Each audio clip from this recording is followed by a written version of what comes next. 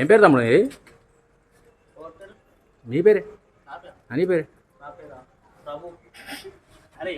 ఇదే ఇల్లు అంటే ఏది? స్కూల్ కదా ఇది? స్కూల్ కదా ఇది? పక్కన నువ్వు కూర్చుని స్కూల్ దాని పక్కనే ఉంటు. నేను ఎవరికో నాకు తెలిసిన వాళ్ళకి చేసినాను, పిచ్చోళ్ళకి చేసినా. నాకు తెలిసి నేను పిచ్చోను కదా, మీరు మంచోళ్ళు కదా, చెప్తే కూడా తాగుతున్నారు అది. చూడుండ్రి బీర్ సీసాలు పట్టుకొని ఎట్లా తాగుతున్నారో.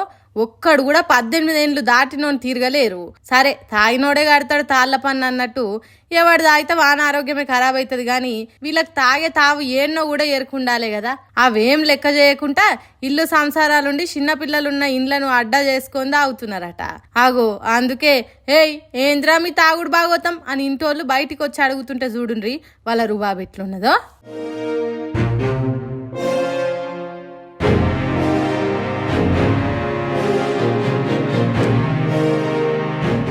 ఫోన్ మాట్లాడు అని చెవు కడబెడుతున్నాడు.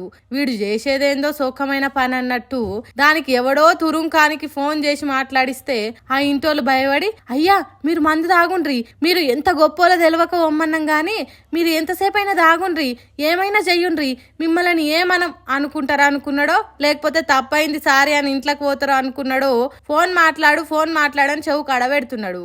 ఆవారా పనులు చేసుడిగో గిట్ల మంది ఇంట్లో పొంటి బరిదగించి తాగుడు.